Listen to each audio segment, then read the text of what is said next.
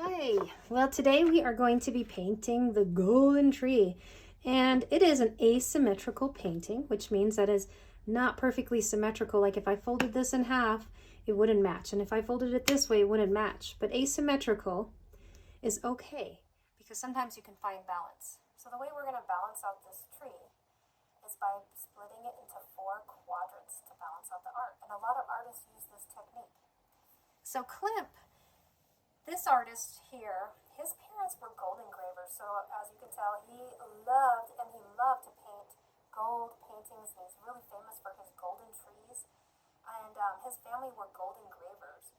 So he is all about repetition of shapes and swirls, and he's very musical, and it's almost a romantic paintings if you see his originals. Hopefully you guys can watch the video on his work, so you guys can see how beautiful and how you would see that his artwork is almost like engraved, gold engraving. Today I'm going to use this paintbrush, and I might use a little thinner pointed one, not anything small. So kind of a big one. That's I think the second biggest one out of your packet. I'm going to use a colored pencil just to kind of do a little chicken scratching, what I call. I have some gems that we're going to use later, some rhinestones to decorate our tree. I have some gold paint. And I have my favorite tool. Just kidding. It is kind of my favorite tool because, as again, I'm not very good with straight lines. So I'm going to try to find the center of this paper. Now I can do it with my ruler right here, but look, you can tell this paper is like 14 inches by 11.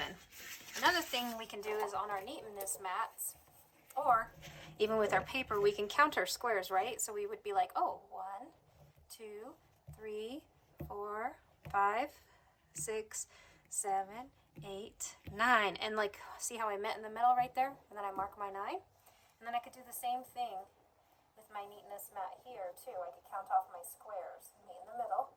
Or you can just divide by 2. So 1, 2, 3, 4, 5, 6, 7, 9, 10, 11, 12, 13. 13, so that would be, what would that be? 6 and a half, right? So 1, 2, 3, 4, 5, 6 and a half. Another good trick to use is just fold your 2 corners together and just put a tiny crease, not the whole paper.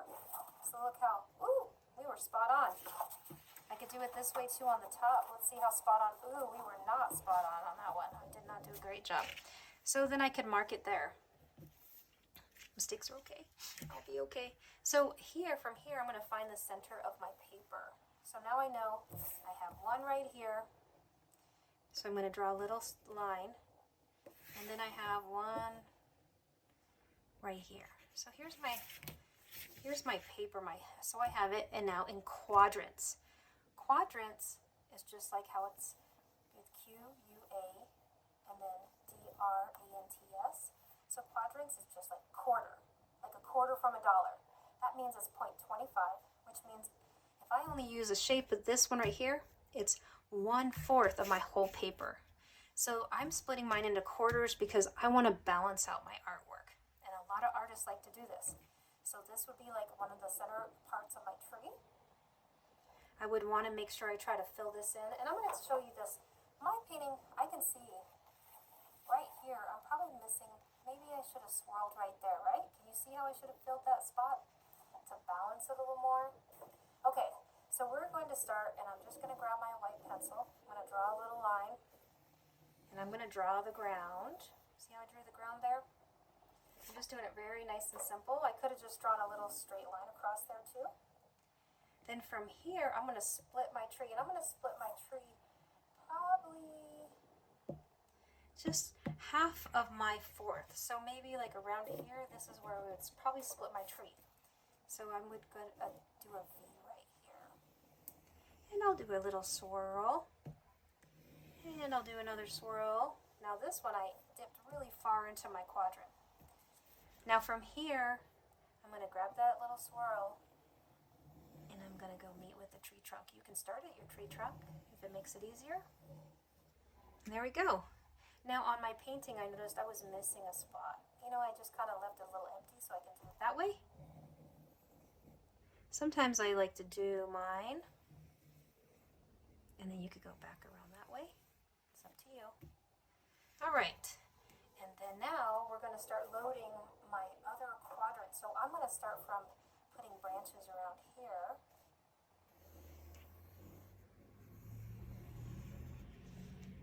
And it really is fun just to swirl. And you don't always have to swirl, but it's nice too. See, like that one I didn't do a full swirl because I came down really far with that branch. So I'm kind of trying to balance. And I can already see, like, there's a spot right here.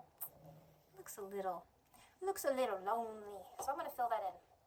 I can now put a swirl right here to kind of fill in that little zone. Another one right here. Just a little branch. And I'm going to give some wavy ones right here. And I'm going to swirl off of that one. I'm a fast drawer, so you definitely don't have to draw as fast as I do. You can take your time. Now I feel like I balanced mine out. I can see some really negative places that are going to happen. Like this spot right here. This one looks okay. That's a nice space because look at the space right here. You can see it matches a lot of that. But here, I think it needs a little love. There we go. Okay, next time is we are going to go ahead and start with our gold paint. And I like to start with the big sections because sometimes this gold paint takes 2 layers. So we're going to cover it, and I'm just going to do it nicely. And it's okay if your lines are showing. It might show. I hope everyone has their neatness mats out. Keep your teacher's desk nice and clean.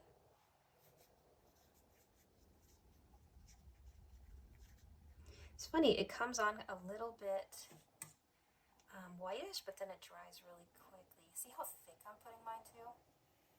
We're going to have time, and then I'm trying to fill in those lines.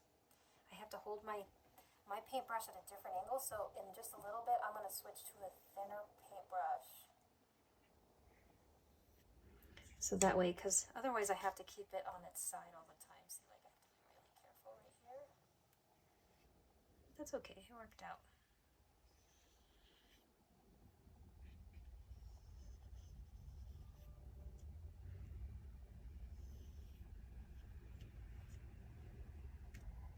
And again, do you see I'm just turning, I'm kind of going with the flow of this beautiful wild tree. It doesn't exist in nature. Wouldn't it be awesome if a gold tree existed in nature?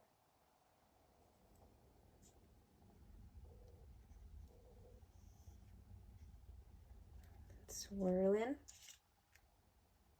This is a lot of fun to just kind of move your paintbrush around your fingers, let it roll a little bit. Not roll onto the floor. See, and I can see that one's kind of thin, so I'd probably go back over that one. Now I told you guys I was going to get a thinner paintbrush, but have I done it? Nope, but I'm going to do it. Because you're going to see the difference. It's going to be better. I was just being lazy. Alright. I'm going to pick one that has a little bit of a point. And put a little bit fat so I can cover some ground. See how I just fluffed it too? Because that's really how it looks. Alright. So this one. Oh, much easier. See, now I don't have to like have all these little fat points. See, I can make it thinner. Look at that. Oh, how pretty. Okay. Don't be lazy like me. Get a paintbrush out. Alright, I'll be right back. Okay, we are back, and I actually had to put mine in front of a heater and outside to let it dry, and it's still a little wet, so you guys might have to take a little recess. I love these like pearl-like shapes. Some of you guys might not, but I think they're a lot of fun to decorate the tree. Now, gold engravers, back in the day, like his family, Klimt's family, they love to add extra little details to everything. Oops. To make it even fancier. And even though they were gold engravers, they were actually very poor. So what they were given to work with, they had to work with very carefully. Because they didn't have the money to mess up. Ooh, I'm going to put one right there.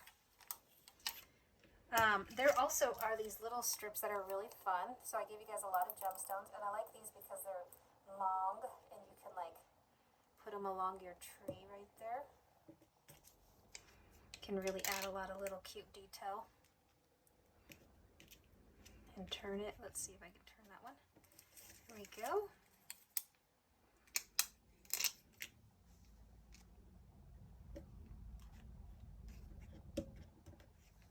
So I could see why wanting to paint with gold and stuff would be important for him because of his status. But he became a very famous artist anyways. These are like teardrops. These are really pretty. Maybe I'll put one down on the bottom. Like a weeping willow. Gemstones up in the tree. And you see how our work is, it's asymmetrical, right? It's not symmetrical. But using those 4 quadrants, we were able to balance the work. So make sure you're using the 4 quadrants, like one quadrant evenly filled up.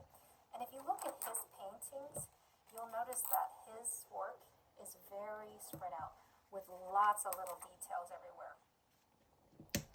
So as you can see with my pointy brush, I was able to get a little more details in there.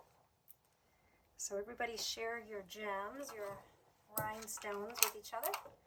And have fun decorating your tree. And do as many as you like.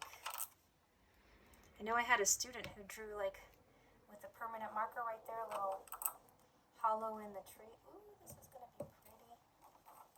Alright, so have fun with it. Decorate it with a bunch of gemstones. Take turns and share your gemstones with each other so you can have a variety of things on your tree.